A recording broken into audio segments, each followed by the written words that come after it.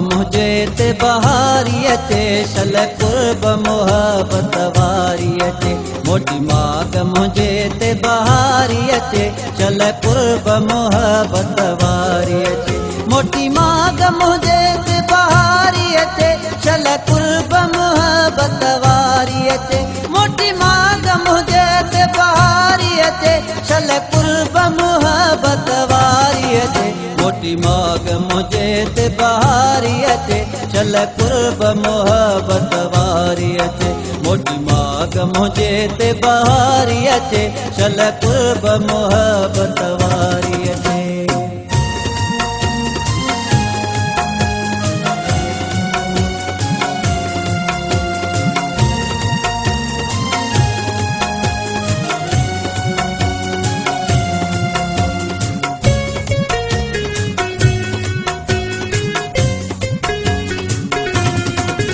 हर हंध हर जाई वधी कूड़ ठगी वई ब्याई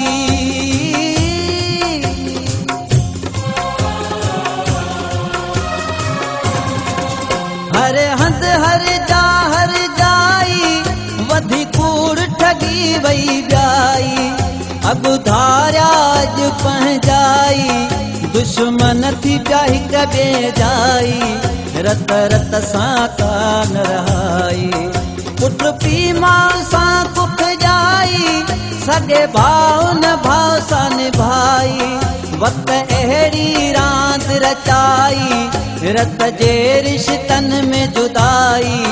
ही हालत थी वई चौधारी अचे शल कुर्ब मोहब्बत वारी अचे मोटी माग मुझे ते बहारी अचे शल कुर्ब मोहब्बत वारी अचे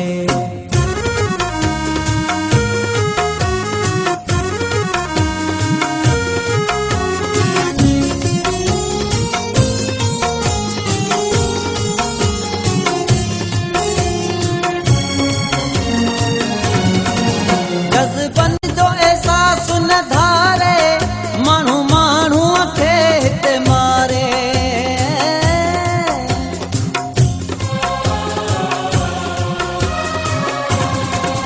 जज़्बन जो एहसास न धारे माण्हू माण्हूअ खे हिते मारे ज़माने मायने की गुज़ारे बदी ठाहियो ठिकाणो पई घारे जो तरफ़ छॾी थस बाबारे नओं सिज अहिड़ो को उभारे जे समाज खे जेको सुधारे सिंध धरती जे मौला संवारे सदके महबूब प्यारे गुलशन में नई गुलज़ारी अचे शल कुर्ब मोहब्बत वारी अचे मोटी माग मुझे ते बहारी अचे शल कुर्ब मोहब्बत वारी अचे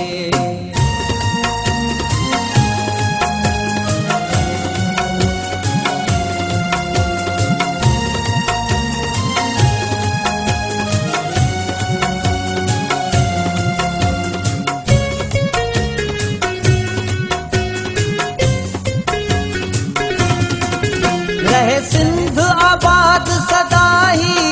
मीर सईद जे पर जी दुआही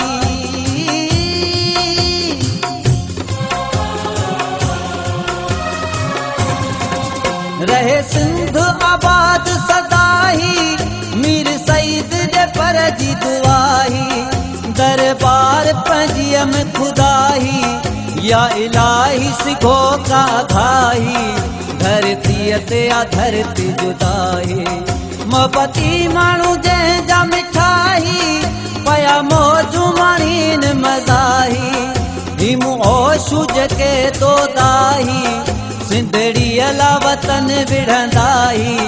तंजी फतेह थी सो भारी अचे शल कुर्ब मोहब्बत वारी अचे मोटी माग मुझे ते बहारी अचे शल कुर्ब मोहब्बत वारी अचे मोटी माग मुझे ते बहारी अचे शल कुर्ब मोहब्बत वारी अचे मोटी माग मुझे ते बहारी अचे शल कुर्ब मोहब्बत वारी अचे मोटी माग मुझे ते बहारी अचे चल कुर्ब मोहब्बत वारी अचे मोटी माग मुंहिंजे ते बहारी अचे चल कुर्ब मोहब्बत वारी